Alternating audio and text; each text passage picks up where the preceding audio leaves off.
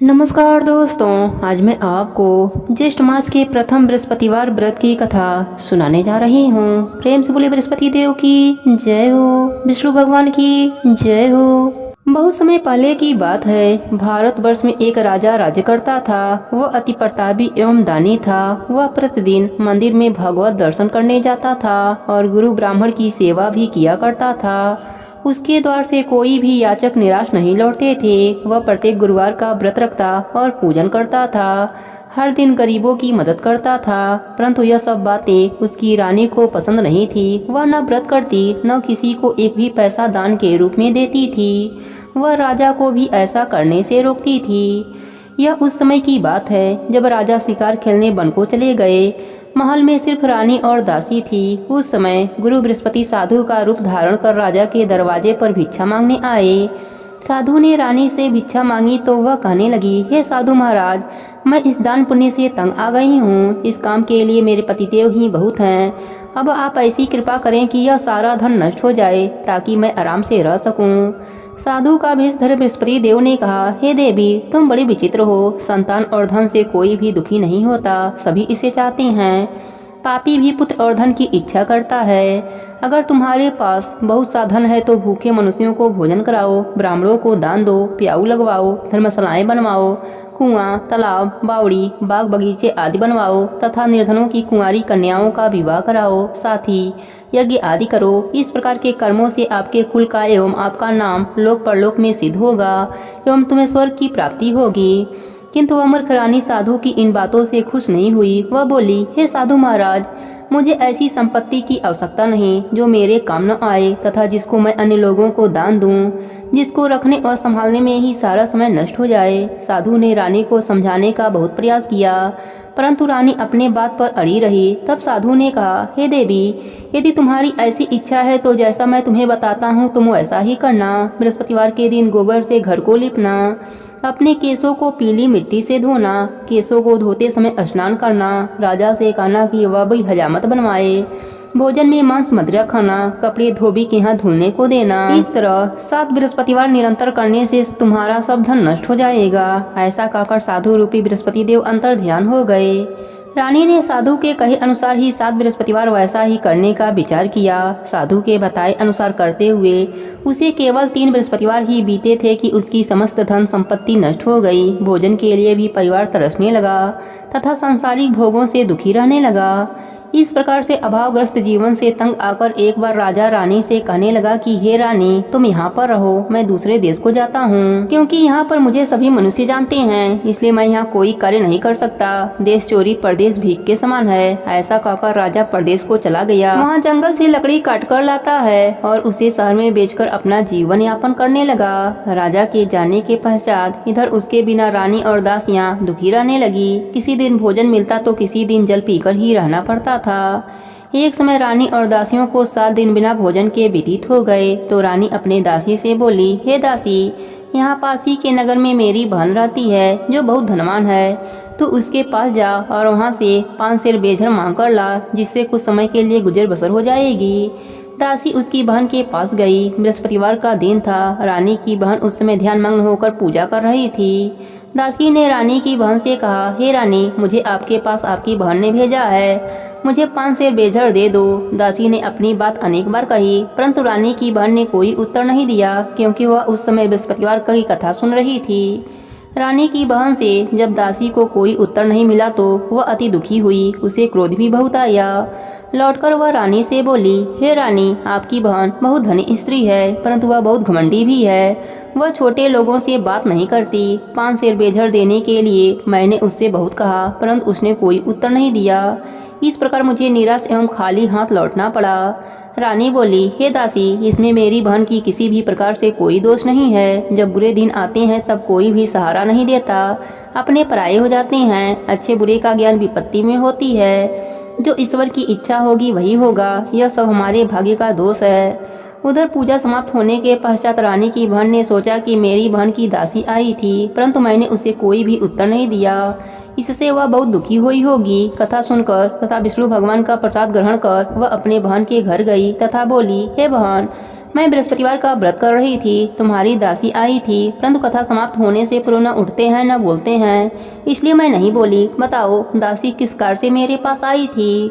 रानी बोली, बहन हमारे घर अनाज नहीं था तथा राजा प्रदेश गए हुए हैं। वैसे तुमसे कोई भी बात छिपी नहीं है, इस कारण मैंने दासी को तुम्हारे घर 5 सेर बेझर लेने के लिए भेजा था। इस पर रानी की बहन बोली, हे बहन, बृहस्पति भगवान सबको मनवांछित फल देते हैं। देखो शायद तुम्हारे घर के किसी कोने में अनाज रखा हो। यह सुनकर रानी की दासी घर के अंदर गई तो वहाँ एक घड़ा बेझर का भरा हुआ मिला। उसे बड़ा आश्चर्य हुआ, क्योंकि उसके अनुसार घर का एक एक बर्तन अन्न से खाली था। उसने बाहर आकर रानी को सारा वृतांत सुनाया। दासी अपने रानी से कहने लगी, हे रानी देखो, वैसे भी हमको जब अन्न नहीं मिलता तो हम व्रत के समान ही रहते हैं। अगर इनसे व्रत की विधि तथा कथा पूछ ली जाए तो बृहस्पतिवार का व्रत हम भी कर लिया करेंगे। और फिर दासी के कहने पर रानी ने अपने बहन से बृहस्पतिवार व्रत, पूजन विधि एवं नियमों के बारे में विस्तार से पूछा।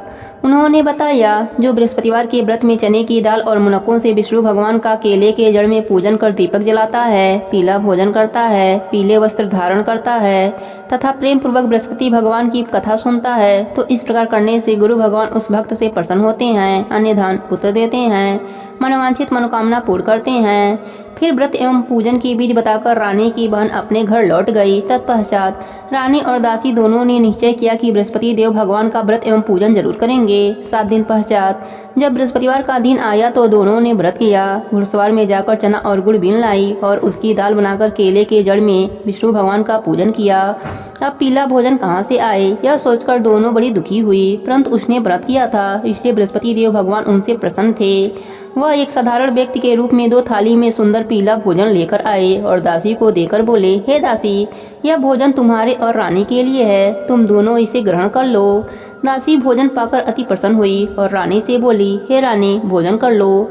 रानी को भोजन के विषय में कुछ नहीं पता था, इसलिए वह दासी से बोली, जा तू ही भोजन कर ले, क्योंकि तू व्यर्थ में ही हमारी हंसी उड़ाती है। दासी बोली, हे रानी, एक व्यक्ति भोजन देकर गया है। रानी बोली, वह भोजन तेरे लिए ही देकर गया होगा, इसलिए तू ही भोजन कर। दासी ने कहा, हे रानी, वह व्यक्ति हम दोनों के लिए 2 थाली में भोजन देकर गया है, अतः मैं और आप दोनों साथ साथ भोजन करेंगे। फिर दोनों गुरु भगवान को धन्यवाद एवं नमस्कार कर भोजन प्रारंभ किए।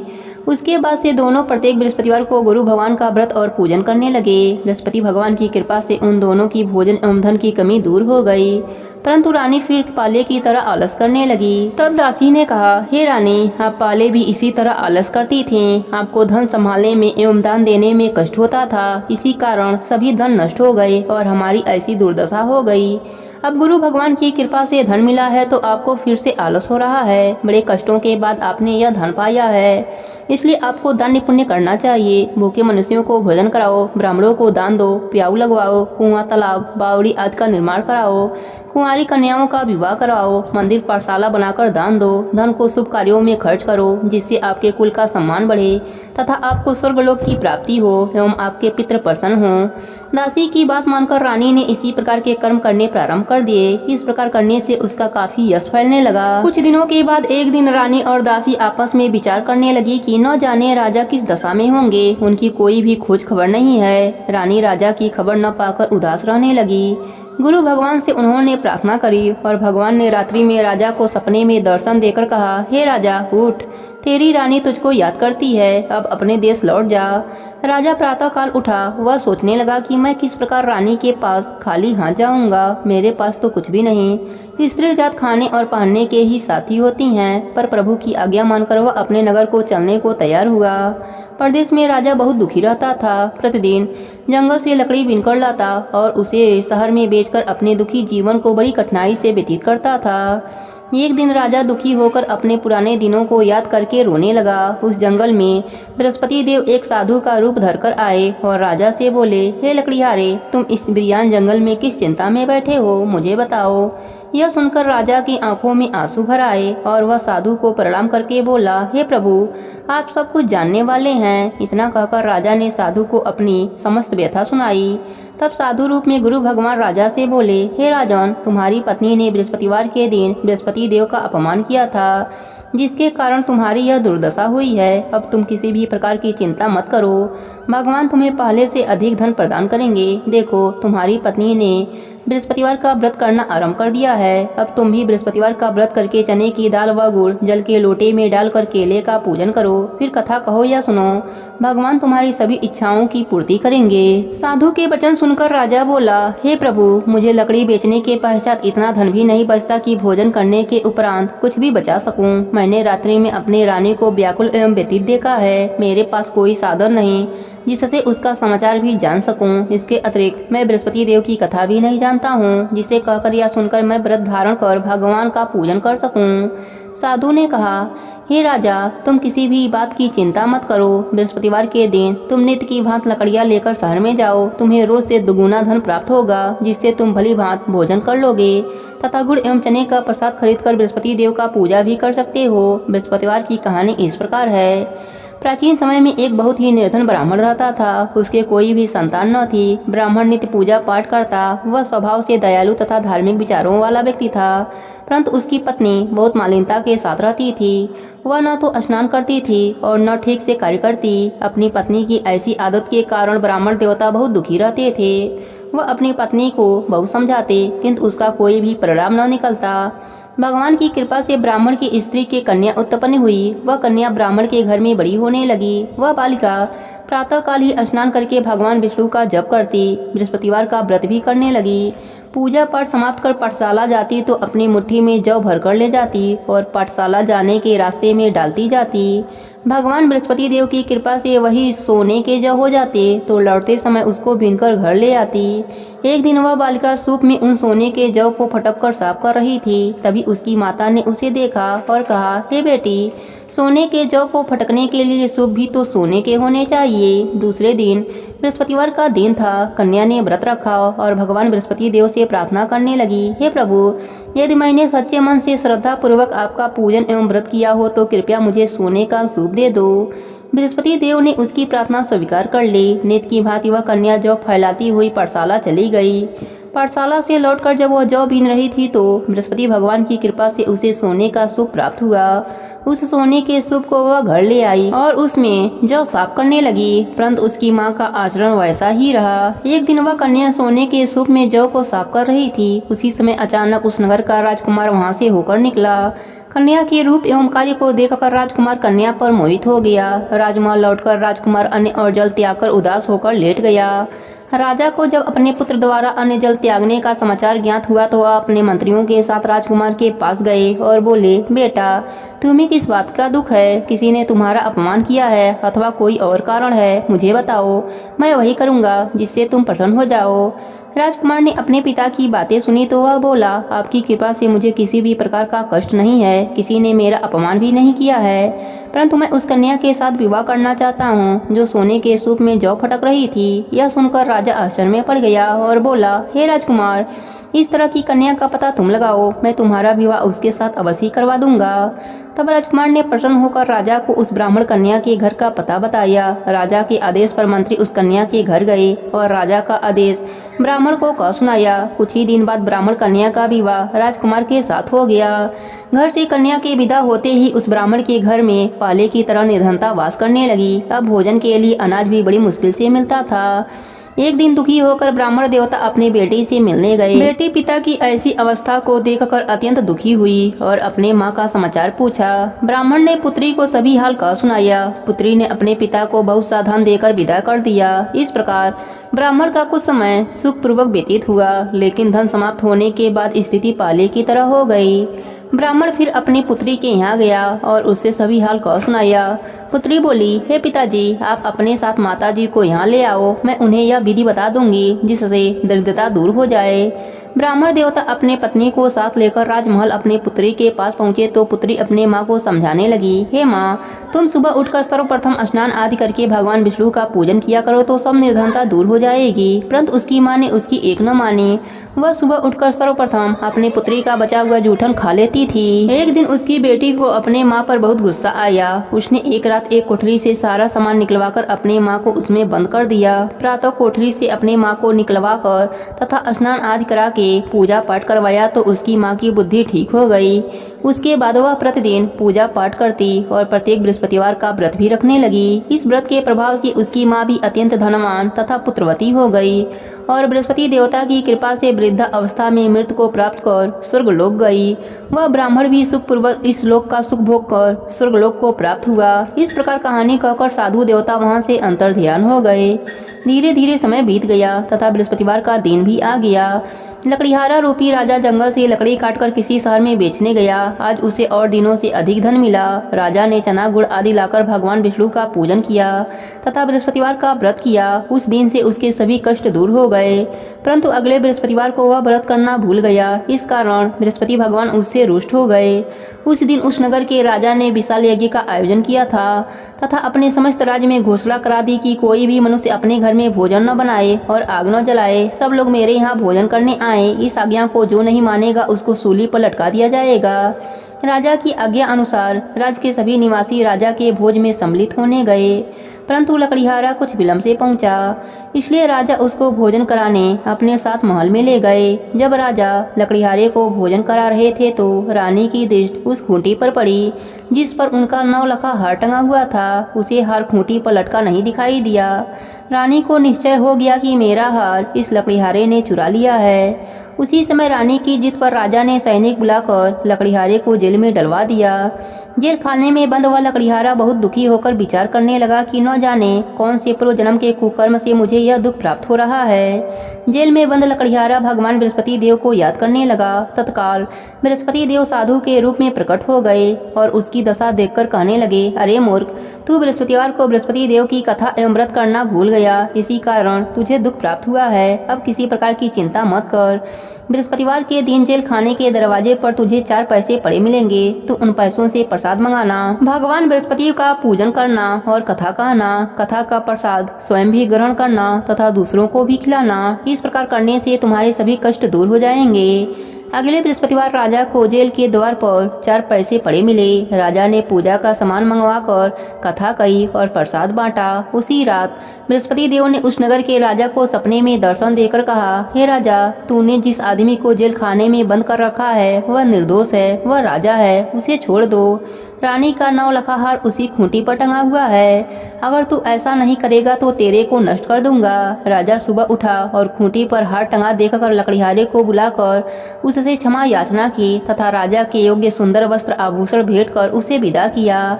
बृहस्पति देव की आज्ञा अनुसार राजा अपने नगर को चल दिया।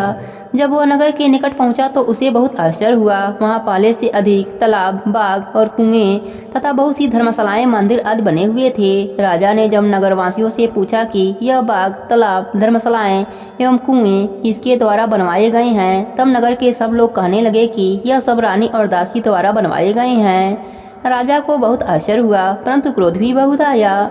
तब रानी ने यह खबर सुना कि राजा आ रहे हैं तो उसने दासी से कहा, हे दासी, देख, राजा हमें अति दीन अवस्था में छोड़कर गए थे। वह हमारी ऐसी हालत देखकर कहीं द्वार से ही न लौट जाएं, इसलिए तू द्वार पर जाकर खड़ी हो जा। रानी की आज्ञा अनुसार दासी दरवाजे पर जाकर खड़ी हो गई। जब राजा आए तो उन्हें अपने साथ महल में लिवा आई। तब राजा ने क्रोधित करके अपना तलवार निकाली तथा रानी से पूछा, बताओ, इतना धन तुम्हें किस प्रकार से प्राप्त हुआ है। तब रानी ने बताया कि हमें यह सब धन बृहस्पति देव के व्रत के प्रभाव से प्राप्त हुआ है। अब राजा ने निश्चय किया कि 7 दिन बाद तो सभी बृहस्पति देव का पूजन करते हैं, परंतु मैं प्रतिदिन दिन में 3 बार कथा कहा करूंगा तथा नित्य व्रत किया करूंगा। अब हर समय राजा के दुपट्टे में चने की दाल बधी रहती तथा दिन में 3 बार कथा कहता था। ऐसे ही एक दिन राजा ने विचार किया कि चलो अपने बहन के यहाँ हो आऊं। ऐसा निश्चय कर राजा घोड़े पर सवार होकर अपने बहन के यहाँ चल दिया। मार्ग में उसने देखा कि कुछ आदमी एक मुर्दे को ले जा रहे हैं। उन्हें रोककर वह कहने लगा, अरे भाइयों, कुछ देर मेरी बृहस्पति देव की कथा सुन लो। वह बोले, लो, हमारा तो आदमी मर गया है, इसकी अपनी कथा की पड़ी है। परंतु कुछ आदमी बोले, अच्छा खाओ, हम तुम्हारी कथा भी सुनेंगे। राजा ने दाल निकाली और कथा करनी शुरू कर दी। जब कथा आधी हो गई तो मुर्दा हिलने लगा और जब कथा समाप्त हुई तो राम राम कह के वह मुर्दा उठ बैठा। राजा आगे चला। उसे चलते चलते शाम हो गई। आगे मार्ग में उसे एक किसान खेत में हल जोतता हुआ मिला। राजा उससे बोला, अरे भैया तुम मेरी बृहस्पतिवार की कथा सुन लो। किसान बोला, जब तक तेरी कथा सुनूंगा तब तक 4 हरैया जोत लूंगा। जाओ भैया अपनी कथा किसी और को सुनाना। राजा आगे चलने लगा। राजा के हटते ही किसान के बैल पछाड़ खाकर गिर गए और किसान के पेट में बहुत तेज दर्द होने लगा। उसी समय किसान की माँ रोटी लेकर आई। उसने जब यह देखा तो अपने पुत्र से सारा हाल पूछा। बेटे ने सारा हाल बता दिया। किसान की माँ दौड़ी दौड़ी घोड़े पर सवार राजा के पास गई और उससे बोली, मैं तेरी कथा सुनूंगी, तू अपनी कथा मेरे खेत पर ही चलकर कहना। राजा ने लौटकर किसान के खेत पर जाकर कथा कही, जिसे सुनते ही बैल खड़े हो गए तथा किसान का पेट का दर्द समाप्त हो गया। फिर राजा अपने बहन के घर पहुंचा। बहन ने भाई की खूब आवभगत की। दूसरे दिन सुबह राजा जगा तो उसने देखा कि सब लोग भोजन कर रहे हैं। राजा ने अपने बहन से पूछा कि ऐसा कोई मनुष्य नहीं है जिसने भोजन न किया हो और जो मेरी बृहस्पतिवार की कथा का श्रवण कर ले। तो बहन बोली, हे भैया यह देश ऐसा ही है। यहाँ के लोग पहले भोजन करते हैं, बाद में कोई अन्य काम करते हैं। अगर कोई पड़ोस में हो तो देख आती हूँ। ऐसा कहकर बहन चली गई, परंतु उसे कोई भी ऐसा व्यक्ति नहीं मिला जिसने भोजन न किया हो। वह एक कुम्हार के घर गई जिसका लड़का बीमार था। उसे यह भी पता चला कि उसके यहाँ 3 दिन से किसी ने भोजन नहीं किया है। राजा की बहन ने अपने भाई की कथा सुनने के लिए कुम्हार से आग्रह किया तो वह तैयार हो गया। राजा ने जाकर बृहस्पतिवार की कथा कही, जिसको सुनकर कुम्हार का लड़का ठीक हो गया।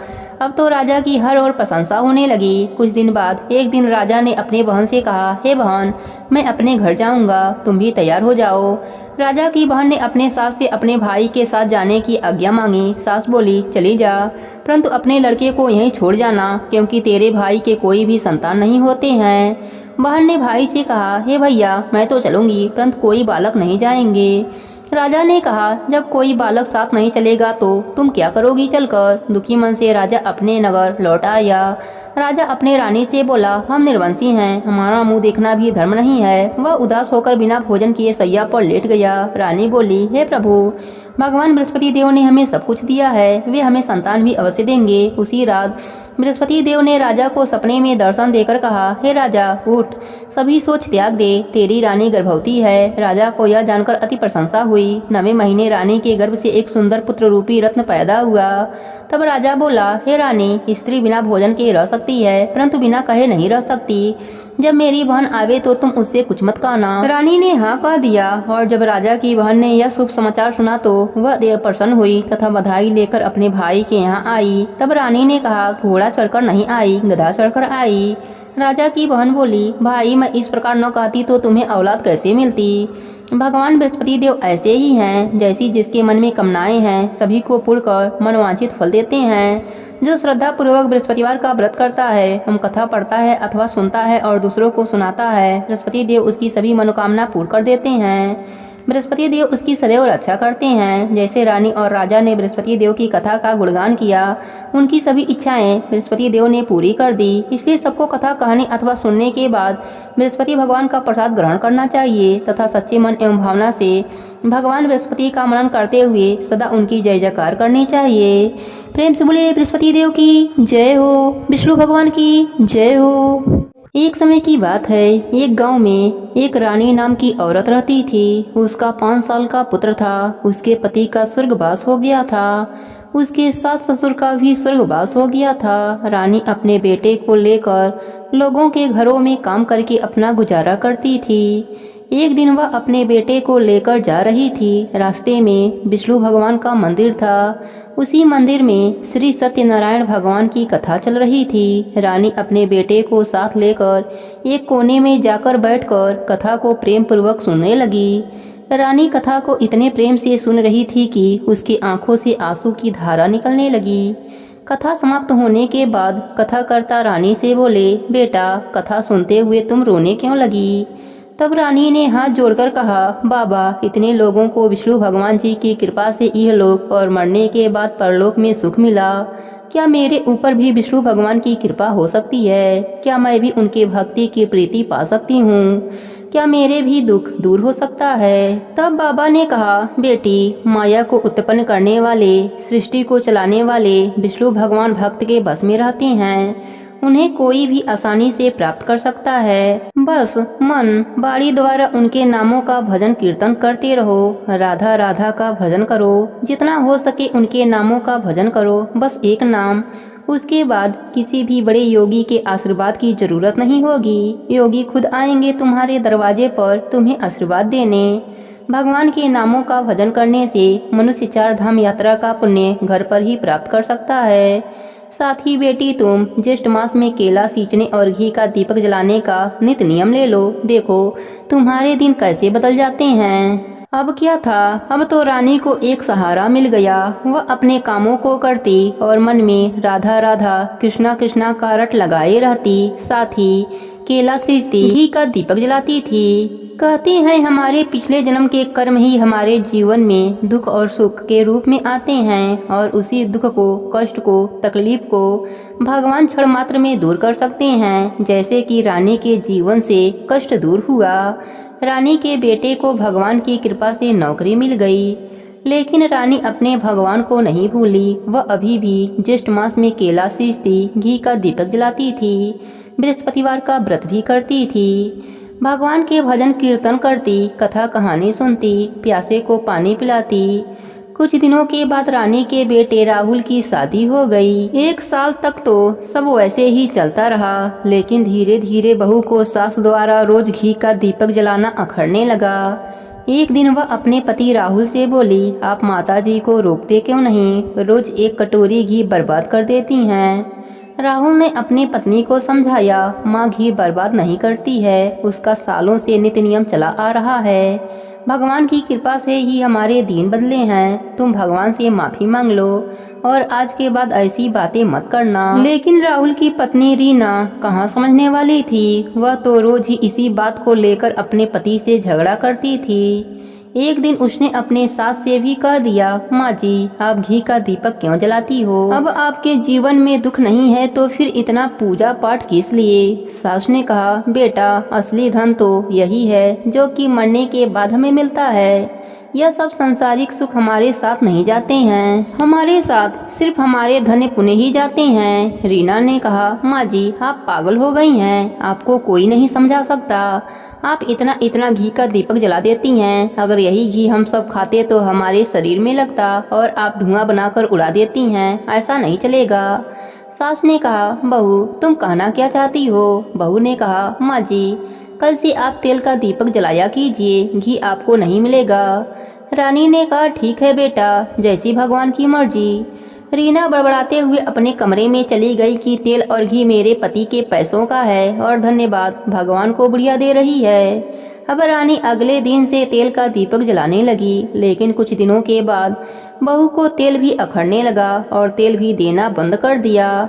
सास अगले दिन बगीचे में जाकर केले के वृक्ष के नीचे बैठकर रो रही थी। तभी एक सेठ जो घी के व्यापारी थे आ रहे थे। बगीचे में बूढ़ी औरत को रोते हुए देखकर उसके पास आए और पूछा, माँ जी आप क्यों रो रही हैं? तब बुढ़िया ने अपनी बहू की कहानी उसे सुनाई। उसने कहा, माँ जी मैं अभी अभी चौराहे पर घी देने गया था, मेरे डब्बे में अभी भी थोड़ा सा घी लगा है, आप निकालकर दीपक जला लीजिए। बुढ़िया माई भगवान को धन्यवाद करके उनके डिब्बे में से घी पोंछकर दीपक बाती में लगाई और दीपक जलाई। वह सेठ भी घर आ गए और डब्बा एक कोने में रख कर बैठ गए। उनकी पत्नी आई, पानी दिया और डब्बे को अंदर ले जाने के लिए ज्यों ही डब्बा उठाया वह घी से भर गया। उसने अपने पत्नी से पूछा, आप घी बेचने गए थे, बेचे क्यों नहीं? उसका पति बोला, अरे भगवान मैं तो घी बेचकर आ रहा हूँ, तुम ऐसा क्यों बोल रही हो? फिर उसकी पत्नी डब्बा दिखाते हुए बोली, फिर इसमें घी भरा कैसे है? सेठ ने डब्बा देखा, उसे बड़ा ही आश्चर्य हुआ। उसने रास्ते में घटित घटना अपने पत्नी को बताई। सेठ की पत्नी ने कहा, वह माँ जी देवी स्वरूप हैं, उनको अपने घर लाना चाहिए, क्या पता उनके आशीर्वाद से हमें पुत्र सुख मिल जाए। फिर क्या था, वह दोनों उस माँ जी को खोजने निकल गए। खोजते खोजते शाम हो गई। माँ जी मंदिर में मिली, जो कि भगवान के भजन में लीन थीं। सेठ ने माँ जी को आवाज दी, माँ जी, माँ जी। रानी ने आंखें खोली और बोली, बेटा तुम यहाँ कैसे? सेठ सेठानी रानी के पैर पकड़ लिए और बोले, माँ जी आप देवी स्वरूप हो, आप अपनी सेवा का मौका हमें दीजिए, हम आपकी सेवा करना चाहते हैं। रानी भगवान की मर्जी मानकर सेठ के साथ सेठ के घर चली गई। रानी के जाते ही सेठानी पेट से हो गई। सेठ सेठानी माँ जी की खूब सेवा सत्कार करते। माँ जी के साथ बैठकर भगवान की कथा कहानी सुनते। इधर रानी के बेटे राहुल की नौकरी छूट गई। उसकी पत्नी रीना को कई बीमारी लग गई। वह बहुत पछताने लगे। उन्हें अपने गलती का एहसास हो गया था। उन्हें भगवान के भजन की शक्तियों का पता चल गया था। वह पागलों की तरह अपने माता जी को खोजने लगे। खोजते खोजते 5वें दिन उनको पता चला कि सेठ सेठानी के घर कोई देवी स्वरूप वाली बुढ़िया आई हैं। वह भागते भागते सेठ जी के घर गए। अपने माँ के चरणों में गिर माफी मांगने लगे और अपने घर चलने का आग्रह करने लगे। सेठ सेठानी बोले, हम माँ जी को कहीं जाने नहीं देंगे। रानी ने कहा, बेटों मेरी बात ध्यान से तुम दोनों सुनो। मैं कोई देवी स्वरूप नहीं। तुम्हें लगता है मेरी वजह से तुमको सुख मिला, तो यह बात सही नहीं है। यह सब विष्णु भगवान की कृपा से हुआ है। जहाँ पर भी भगवान के नाम से नित्य नियम निभाया जाता है, भगवान की कथाएं सुनी जाती है, भगवान का भजन होता है, वहाँ अपने आप लक्ष्मी कीर्ति आकर निवास करती हैं। इतना कहते कहते बुढ़िया माई की मृत्यु हो गई। बुढ़िया माई को बैकुंठ का वास मिल गया। वह भगवान के चरणों में रहकर भगवान की सेवा पूजा करने लगी। इधर सेठ सेठानी भी बुढ़िया माई की तरह नित्य नियम निभाने लगे, जिसके फलस्वरूप उनको एक पुत्र की प्राप्ति हुई और भगवान की कृपा से उनका घर अन्य धन से भर गया। बुढ़िया माई का बेटा बहू भी अब बुढ़िया माई की तरह नित्य नियम निभाने लगे। भगवान की कृपा से राहुल की फिर से नौकरी लग गई और उसकी पत्नी रीना भी स्वस्थ हो गई। कुछ दिनों के बाद उसके घर में एक सुंदर पुत्री का जन्म हुआ, जिसका नाम उन्होंने राधा रखा। इस प्रकार हर पल भगवान के नामों का भजन कीर्तन करते रहना चाहिए, जिसके फलस्वरूप हम सब परम पद को प्राप्त हो जाएंगे। हमारे जीवन से दुख दरिद्रता तकलीफें सब समाप्त हो जाएंगी और हम आनंद की अनुभूति करेंगे। हे विष्णु भगवान, जैसे आपने रानी पर अपनी कृपा करी, वैसे ही अपने सभी भक्तों पर अपनी कृपा बनाए रखना। प्रेम से बोलिए विष्णु भगवान की जय हो, ज्येष्ठ मास की जय हो। अब सुनते हैं बृहस्पतिवार व्रत की आरती। कर्पूरी गौरम करुणावतारम संसारी सारम भुजगेन्द्रहारम सदा वसंतम हृदयारविन्दे भवं भवानी सहितं नमामि। तमेव माता च पिता तमेव बन्धु च सखा तमेव विद्या द्रविणं तमेव सर्व मम देव देव। जय बृहस्पति देवा, ओम जय बृहस्पति देवा। छिन छिन भोग लगाऊं कदली फल मेवा। तुम पूर्ण परमात्मा तुम अंतर्यामी, जगत पिता जगदीश्वर तुम सबके स्वामी। जय बृहस्पति देवा, ओम जय बृहस्पति देवा। छिन छिन भोग लगाऊं कदली फल मेवा। चरणामृत निज निर्मल सबे पातक हरदा। सकल मनोरथ दायक कृपा करो भरता। जय बृहस्पति देवा, ओम जय बृहस्पति देवा। छिन छिन भोग लगाऊं कदली फल मेवा। तन मन धन अर्पण करे जो जन शरण पड़े। प्रभु प्रकट तब होकर आकर द्वारे खड़े। जय बृहस्पति देवा, ओम जय बृहस्पति देवा। छिन छिन भोगे लगाऊं कदली फल मेवा। दीन दयाल दयानिधि भक्तन हितकारी। पाप दोष सब हरता भव बंधन हारी। जय बृहस्पति देवा, ओम जय बृहस्पति देवा। छिन छिन भोगे लगाऊं कदली फल मेवा।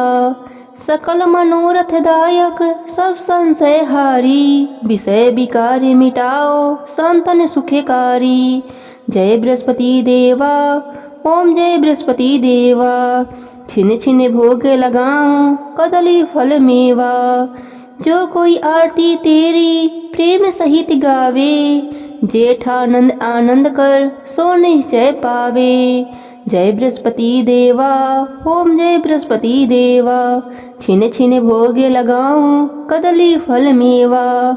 प्रेम से बोले विष्णु भगवान की जय हो, बृहस्पति देव की जय हो। ओम जय जगदीश हरे स्वामी, जय जगदीश हरे। भक्त जनों के संकट क्षण में दूर करें। जो ध्यावे फल पावे दुख बिन से मन का। सुख संपत्ति घर आवे कष्ट मिटे तन का। ओम जय जगदीश हरे स्वामी जय जगदीश हरे। भक्त जनों के संकट क्षण में दूर करें। माता पिता तुम मेरे शरण गहूँ किसकी, तुम बिन और न दूजा आस करूं जिसकी। ओम जय जगदीश हरे स्वामी जय जगदीश हरे। भक्त जनों के संकट क्षण में दूर करें। तुम पूर्ण परमात्मा तुम अंतर्यामी, पार ब्रह्म परमेश्वर तुम सबके स्वामी। ओम जय जगदीश हरे स्वामी जय जगदीश हरे। भक्त जनों के संकट क्षण में दूर करें। तुम करुणा के सागर तुम पालन हरता, मैं मूरख खलकामी कृपा करो भरता। ओम जय जगदीश हरे स्वामी जय जगदीश हरे। भक्त जनों के संकट क्षण में दूर करें। तुम हो एक अगोचर सबके प्राणपति, किस विधि मिलूं दया मैं तुमको मैं कुमति। ओम जय जगदीश हरे स्वामी जय जगदीश हरे। भक्त जनों के संकट क्षण में दूर करें। दीन बंधु दुख हरता तुम ठाकुर मेरे, अपने हाथ उठाओ द्वार पड़ा तेरे। ओम जय जगदीश हरे स्वामी जय जगदीश हरे। भक्त जनों के संकट क्षण में दूर करें। विषय विकारी मिटाओ पाप हरो देवा, श्रद्धा भक्ति बढ़ाओ संतन की सेवा। ओम जय जगदीश हरे स्वामी जय जगदीश हरे। भक्त जनों के संकट क्षण में दूर करें। प्रेम से बोले विष्णु भगवान की जय हो, बृहस्पति देव की जय हो।